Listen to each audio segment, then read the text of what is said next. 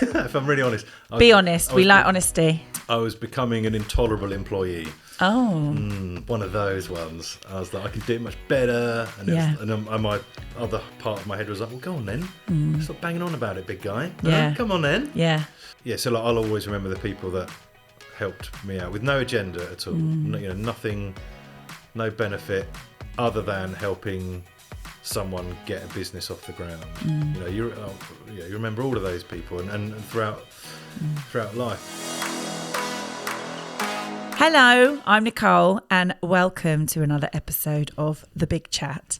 Who am I talking to today?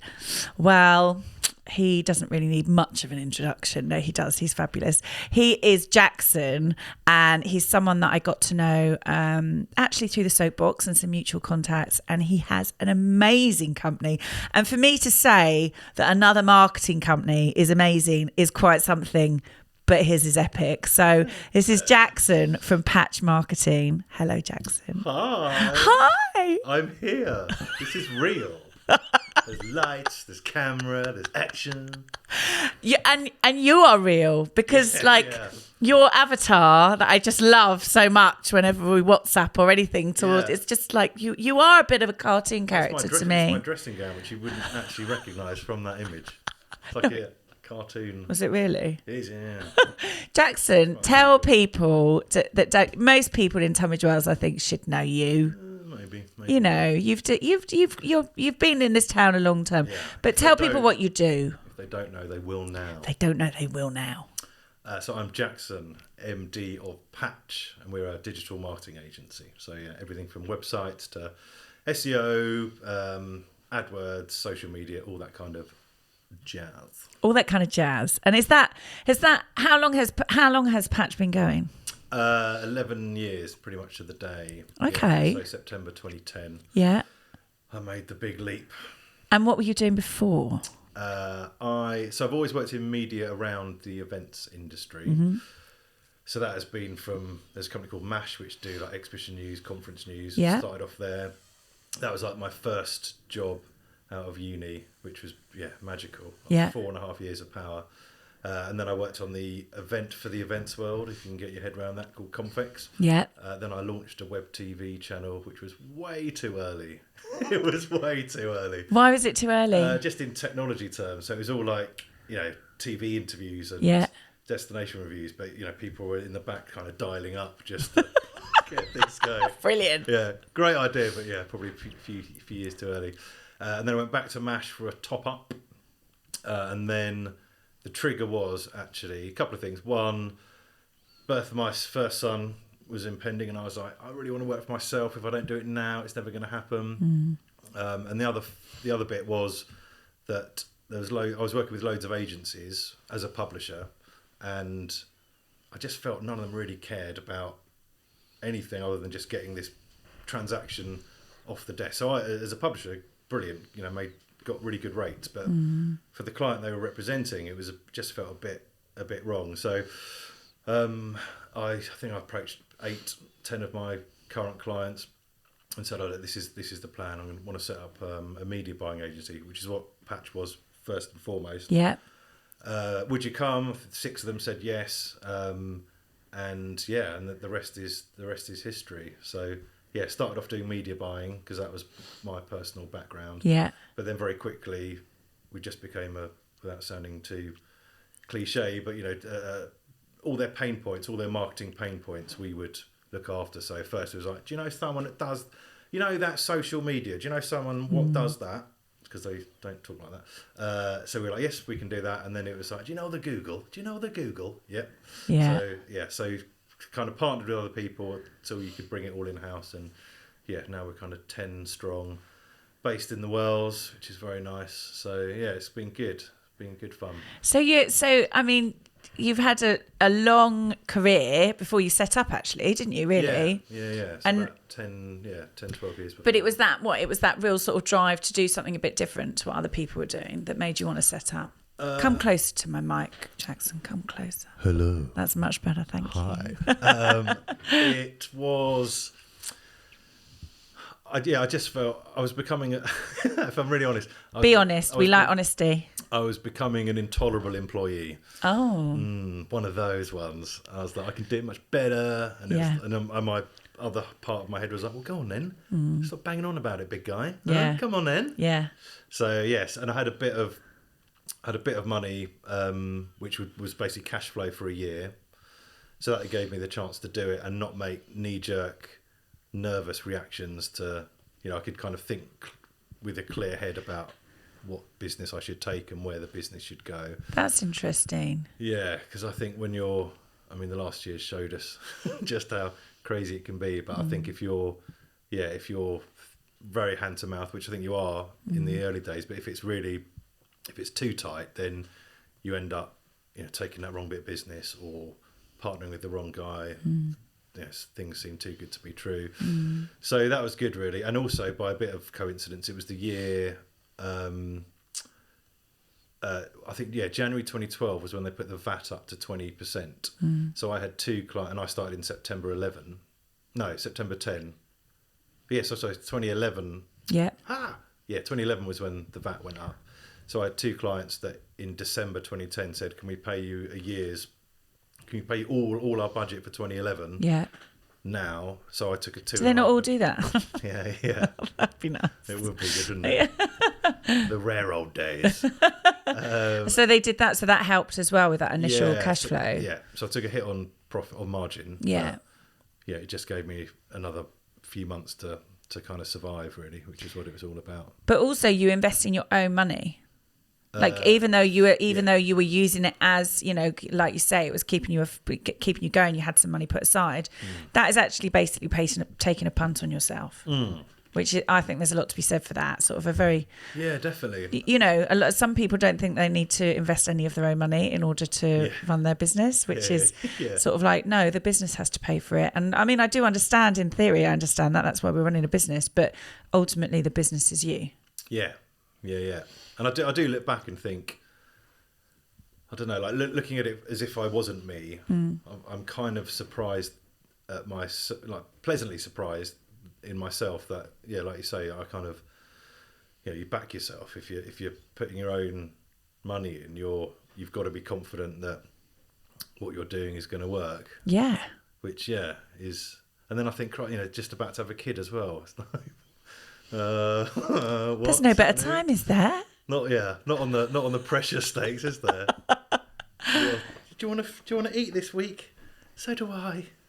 But I bet now you can't even imagine being anywhere else other than where you are. No, not at all. If you went back, because you're living your life and you're living through work. We were talking to a guest earlier about that, and just running your own business. It gives you the freedom. It gives you a lot of stress as well. Yeah, but there's a hell of a lot of freedom that comes with it. Yeah, unbelievably so. That you couldn't get through being an employee. Yeah, and I do think I've got to have some friends that have done really well as employees, and they say, I could never do what you're doing, and I'm like, well, I could never do what you're doing. So I think that the stress is when it's 24/7 mentally, isn't it? Like you can never really switch off. You've always got to be thinking about it.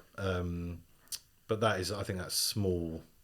That's nothing compared to the benefit of what you get to go and see your kids' sports day and stuff like that. And actually, I'll tell you which I only just remembered, but I think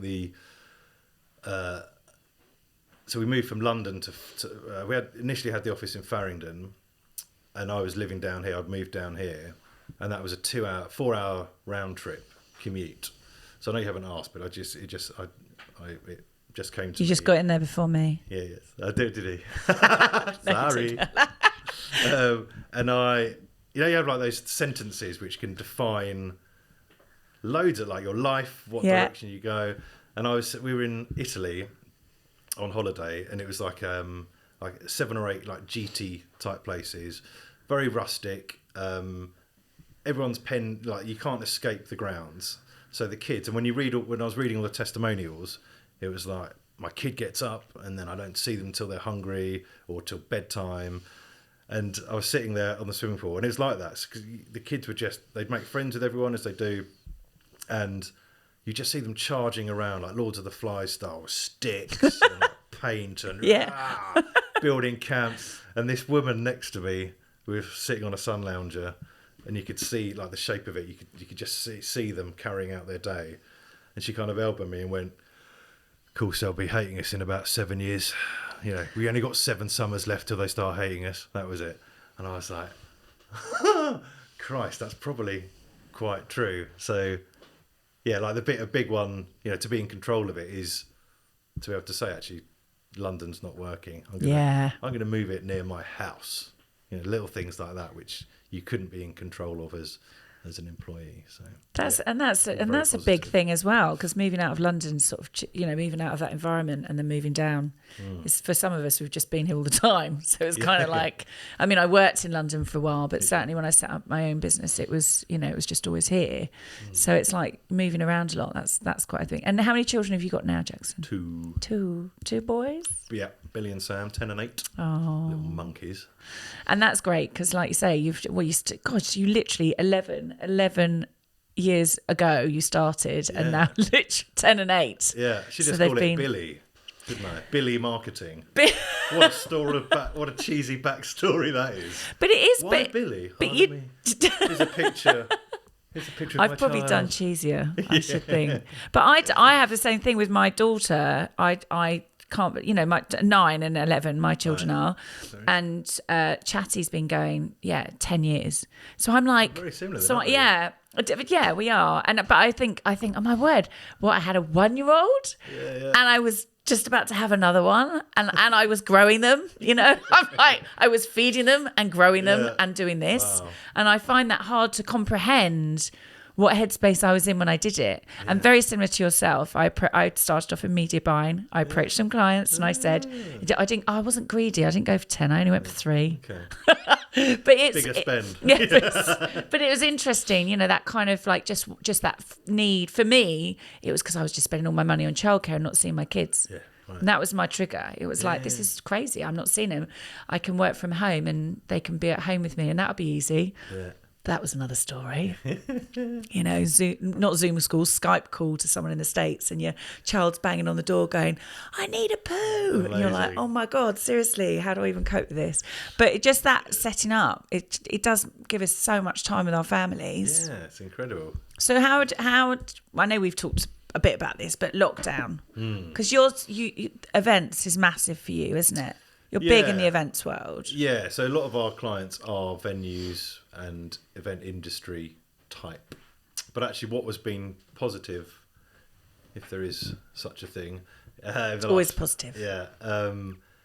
Because actually when I look at the setup of the business, so my background, like we've said, is events. But actually as we've got bigger, the combination hasn't necessarily been events plus marketing skill set. It's just been marketing skill set, and people have been working on events. So what's been really good is that we've, like we all know, events just stopped, no recognition as an industry, absolute chaos out there. We're quite lucky because I'd say 50% of our clients were like, right, we need you to navigate, through it all. And also the fact that at that time, March, April of last year, everyone was saying, by September we'll be out of this. No way is this going to last longer. All right, mate, December, we'll give it. All right, April, but all right, September 21, and no, we're still here. So true. I think things would have been probably a bit different had people had that knowledge that in 15, 18 months things are still going to be pretty chaotic. Obviously, getting back, my LinkedIn feed's brilliant. It's gone from folding businesses to help me need a job to this is an event, this is like just positivity. So that's really good. But what it made us do was, I kind of felt a bit startup-y actually last year. So we, in 48 hours, I'm really proud of 48 hours, we launched a free to attend event called Virtually Live London.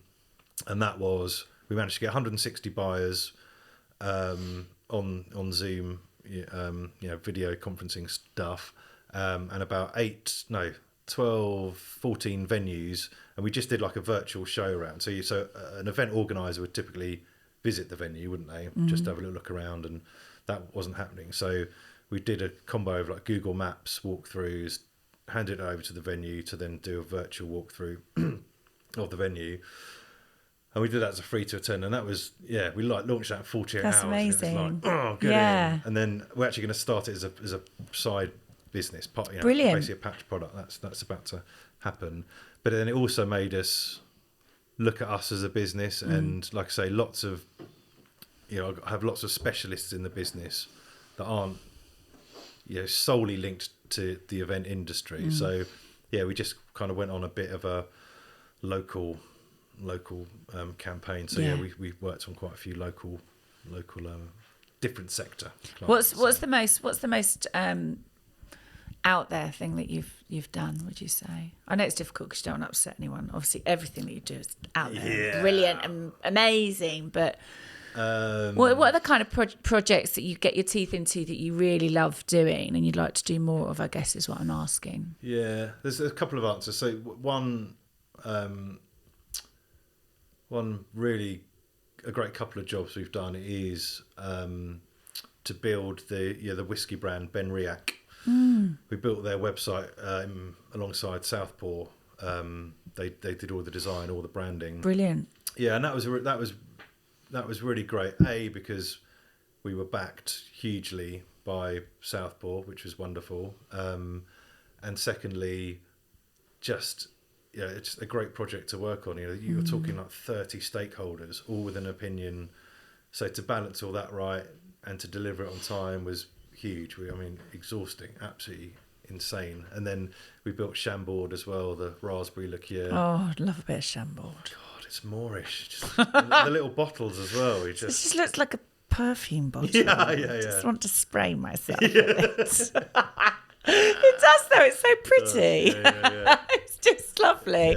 But and can make any glass of Prosecco look just fabulous. 8 down. So you did that as well. 8 down.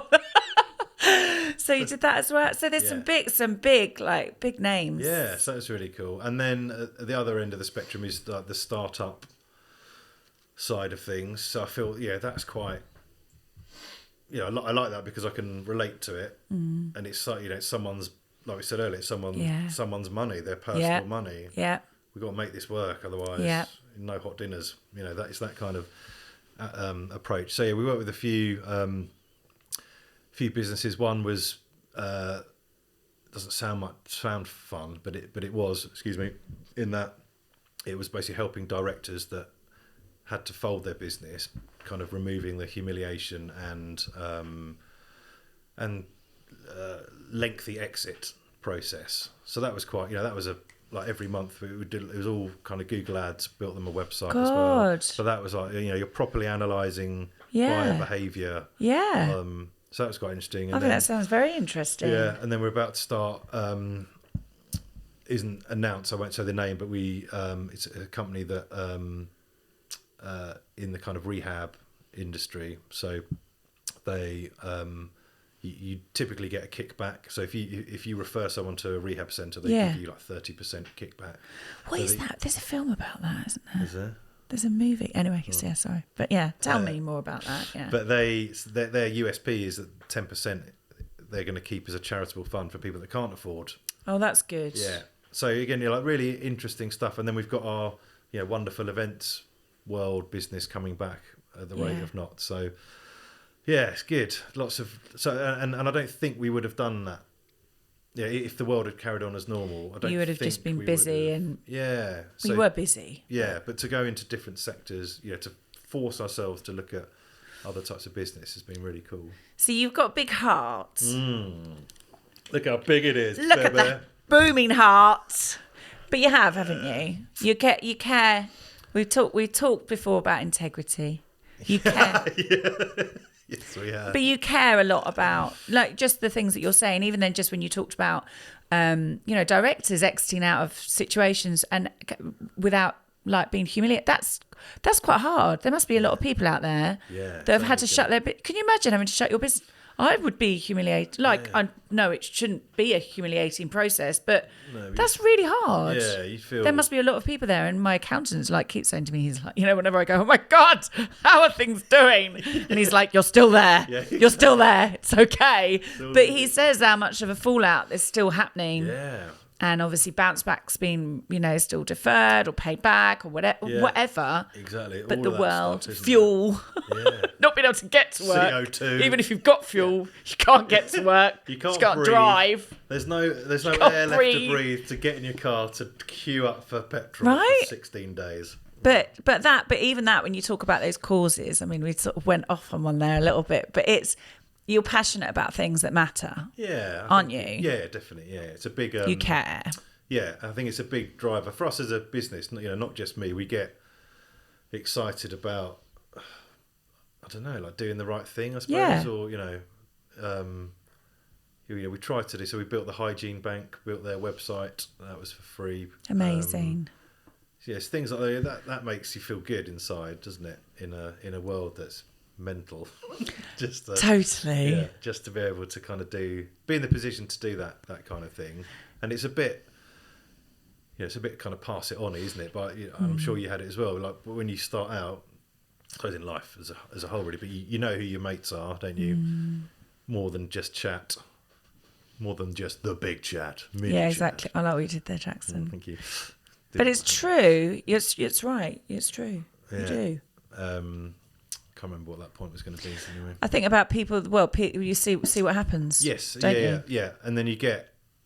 Yeah. So I'll always remember the people that helped me out with no agenda at all. Nothing, no benefit other than helping someone get a business off the ground. You remember all of those people and throughout life. So yeah, I think anything that we can do, I can do, one can do. Yeah. It just feels a lot better than cold hard cash sometimes.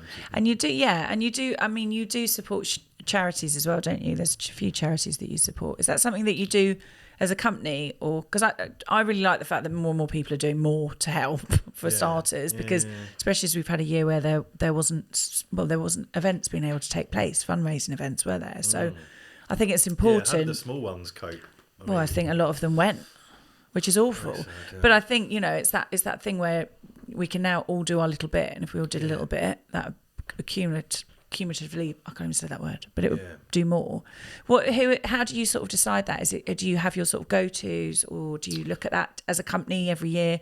I'm getting information for myself here. That's what I'm doing. Yeah, and I wouldn't say it's a thought out. It's not a process. Plan. Yeah, I've done a lot of things for cystic fibrosis because one of my oldest school friends, she's got cystic fibrosis, and when she was born, her life expectancy was 18. And and as she gets older and older, medicine develops. She's now 43. That's brilliant. Yeah, and her lungs are in the best shape they've ever been because I can't remember what it's called, but there's some medicine stuff that now. That's brilliant. It kind of fights back a bit. So she's like, she can go on jogs. She's never. Like whenever I've seen her on a jog, she's got an oxygen pack on her. Oh my goodness! Yeah, so that's been a big one. Yeah. Of late, yeah. What other things would you love to do if you could do, like if you could have your sort of dream opportunity within your business? What sort of things would you love to do?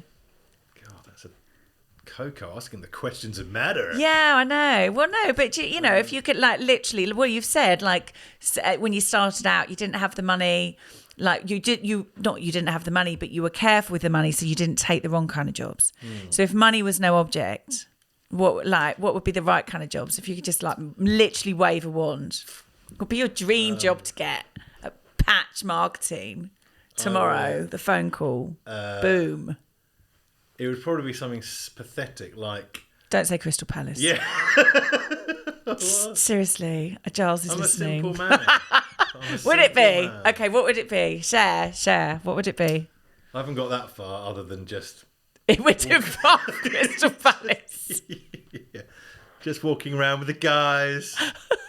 Just chilling. You remember that? No, it's completely irrelevant.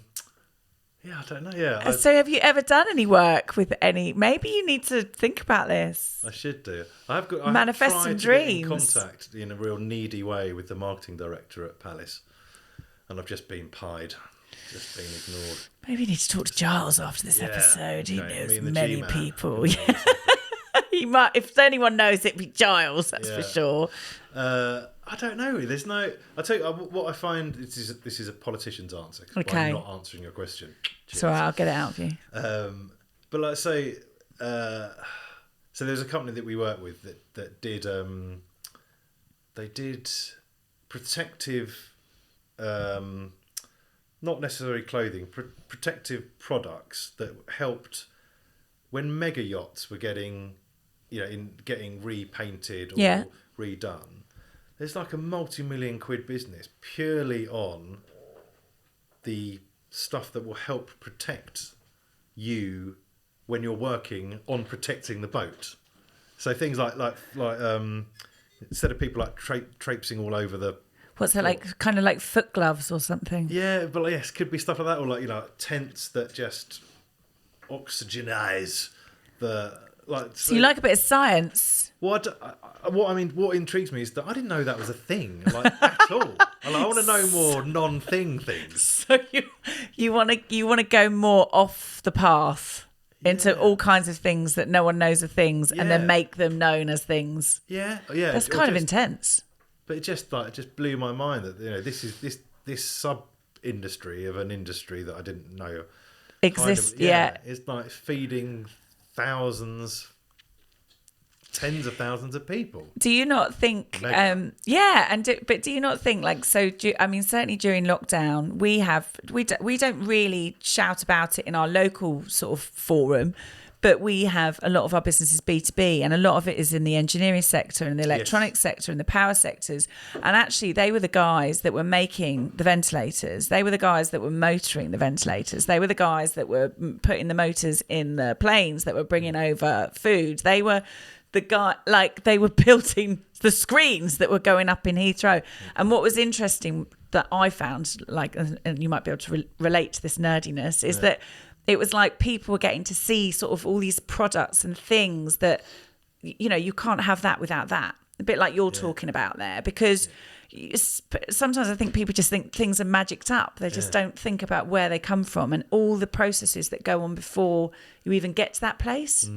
So like you with the protective clothing, who would have ever thought it? I have got a real answer for you now. Oh, I gave him some time. Come on then. I've just got to digest it. It's all right. I'm not sure the right terminology, but I would love to own, and we could call it Patch Farm or something like that. I don't know. I thought you said I'd love to own a private yacht. Patch yacht. Just like a Labrador farm. Farm's the wrong word because I don't. Oh my word! Not Would milking you? them, but or could that be a sub industry of the industry I know nothing of? Maybe. Well, you don't milk your dogs. You don't milk Labradors, definitely not. That's another podcast. Yeah. What? The Big Chat Nights. The Big Chat Nights. Yeah, we need a few of those. Yeah. What? So you love Labradors? Just dogs, man. Love dogs. Do you? Love dogs. But have you seen it? So I can't remember. There's a place in Wiltshire, and their promo video is of this woman.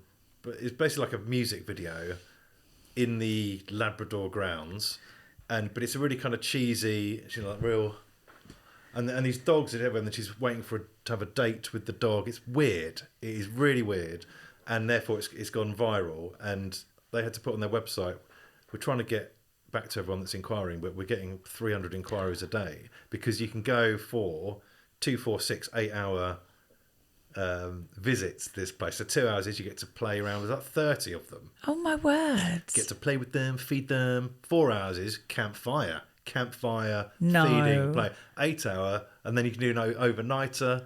I'm like, man, that would be like just all day with dogs. You need to do but some of these ideas you need to just work on these. I'll just nick that. Well, I suppose all ideas. But I mean, do you remember there was a cat cafe in Tunbridge? Oh God, was there? And I mean, look, it was great. Thank you, Cat Cafe. But I'm allergic to cats. And my daughter insisted, she's obsessed with cats, insisted that we went there. And it was just in the kind of like small bit of Tunbridge that was a bit, it wasn't quite what we're talking about with the Labrador-esque campfire feel to it. And it feels a bit glossier, let's put it that way. Yeah. But the theory, the idea of it was that you went in and you had a cup of tea. I mean, I didn't think it was terribly hygienic, but you went in and you had a cup of tea and you could sit with lots of cats. So they're cats? No, there was cats in there. There was a lot of cats in there. So, Hate but it's pets. just, but there's an idea behind everything. Yes. So, but or even if you just got in touch with these people and were like, "Can I do something with you with your Labradors?" And then you could just, Yeah. you do love dogs. You've got a lovely dog, haven't Yeah. you? Nibbles, cockapoo. Everyone wants to take your cockapoo, and they get Yeah. there. It's like, nope, get your hands I off wish my I had a cockapoo. dog when I was single because the convos that it opens up. I can't. Better than a baby. Yeah, I would say actually. Yeah. Yeah. My ex was always like, "Oh my god, I've got a baby, and everyone wants to talk to me. This is amazing." But dogs are even better than that. Yeah. Maybe the combo, and you'd be, the good times. But then Dog if you've and had a a baby. baby, then you might be. That is true. You could be off the market. Yeah. What did you enjoy the most about lockdown, as in time that you weren't working? And that's slightly a leading question there, but Yeah. because you did have to slow down a bit, didn't you? Yeah, I generally loved actually the community-ness that it brought. Like I spoke to neighbours that would never have, hadn't spoken to that point. We'd been in the house for 4 or 5 years, and just that camaraderie, I'd say, of local community, that was really good. And just I'm quite lucky. Our office is 4 minutes from my house. Is it? Yeah, not quite as you. close as You mine. win. 30 seconds in a seconds. sprint. But so- that's lovely with your neighbours. As those relationships sort of stay? Because I think that as well. I really like the way that community came together. Yeah. Do you feel that's changed now that you've got more of that still? No, I think it's gone back to how it was before. Has it? A little bit, yeah. Yeah. Well, I just think because everyone was out in their gardens and It was different, yeah. just you've got a common thing to talk about. So maybe actually a bit of social anxiety of I've got nothing to talk about. Actually, well, we've all got the same thing on our mind, and most of us were probably craving chats when before that wasn't you weren't kind of thinking of it like that. Yeah. So that's not true. I still say hello and. It's probably That's probably decent of you. yeah. I still Still acknowledge say that. hello. Don't look me in the eyes when you talk to me. God's sake. Who do you think you are? Almost post-pandemic. But you weren't at the office. Now, did you go into the office at all? You did some of. We went back a bit early because our Yeah. office is quite big, and a lot of the team are living on their own top floor flat vibes. So Yeah. we came back if you wanted to in February, so a lot earlier than everyone else. But yeah, it felt the right thing to do. But yeah, that and then just generally, just being able to like kick a football around at lunch, with the whole family being at home was really nice actually. Yeah. And you kind of a bit of a test of how solid are you as a unit. That's kind of you're really. There's no hiding. You learn a lot about your family, don't you? Yeah, and we all got on. We all got on well. And Beth, my wife, was brilliant with the homeschooling. I was lucky in that there was a little portion of the house that I could work in, and they didn't have to, think they were treading on eggshells. I didn't have to keep my voice down. So that was, very fortunate to have that because I know, obviously not everyone would have had that. So, I think. You're kind of just grateful for a lot of the basics that you took for granted, I'd say. And what do you think that's given you in as much, because you we've talked about it's almost feeling like restarting the business. So I think a lot of us business owners have felt like that, or just sort of evaluating it and looking at the way, what did it give you, and as much as how you'd like the business to be steered for the future? What are your plans? Yeah,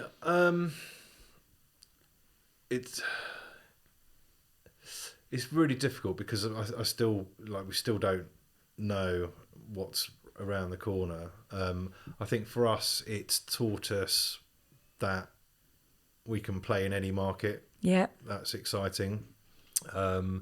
It's taught me or hit home the power of relationships. So, like I say, meeting you and highlight clearly the big one. I mean. They were saying a statue of you at home was too much, but I was like, kidding. It's just the start. Like that Alan Partridge shrine in the basement. Oh my God. Did you watch Alan Partridge? No, but I would be in the basement. So there was like a super fan who basically had every element of the basement wall just riddled with Partridge. Oh my God. That's me. My Coco. But it's been I think meeting people as I did you with all these things. Like I feel like I know more people in my town than I've ever known in my life. Yeah. And the more we meet, the more we we Absolutely. collaborate. Yeah. That's what I like. Yeah. I don't feel like we're sort of, you're marketing, I'm marketing. We must never speak. Yeah, exactly. Yeah. Actually, I'm like, tell us what you love doing. It's cool. Yeah, agree with that. And a bit of life's too short, isn't it? So let's just crack on. Yeah. And I think then, because I've been to quite a few events in the last few weeks, that's been magical. That's been, just seeing people and, excuse me, hearing that buzz and noise and, rekindling friendship. So, I feel the reset's been good. Yeah. You evaluate everything, don't you? Yeah. And that will hopefully put you in good stead. Because, like you've said, if we can survive this, we can bring anything on, baby. I think so. It's definitely. Yeah. So, I think you gain confidence from it as well. Actually, just as we can do this. Well, yeah, and I think that kind of the fear of the unknown. Like, what if literally there was like a zombie apocalypse and everything ended? Can't rule happened. Can't rule it So out. we didn't get the zombies. I was waiting for them to turn up. They're at the petrol station queuing, I think. Aren't they? I think they literally are still now. Yeah. What is that about? Amazing. It is amazing, isn't it? Aliens they've had a little look. And they've been like the power of media. We are fine. The power of media. It's one leaked report and then unbelievable. Yeah. So if people wanted to, what would you say is the strengths of your marketing agency for people if they thought, I might need to speak to them? It's digital predominantly, so social media. What other things can you really help businesses? Businesses and people are listening now, and they'd like more information. What would you say your strengths are, Jackson, other than your huge heart and your love of Labradors? The Labrador Patch Farm.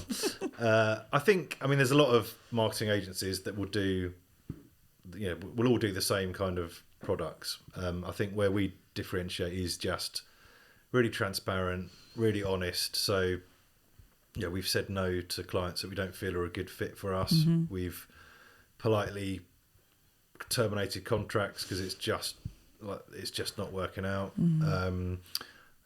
We'll say, we'll be just honest in our kind of thoughts on what should happen, and I think that's pretty good as opposed to just kind of like nodding and saying yes, sir. I like that. And so I like that nodding, but I like that. I like just the nodding. They are very good at nodding. Have you seen them nod? Best in the business. But it takes a lot to say no to something. Yeah. Actually. Yeah, I think it's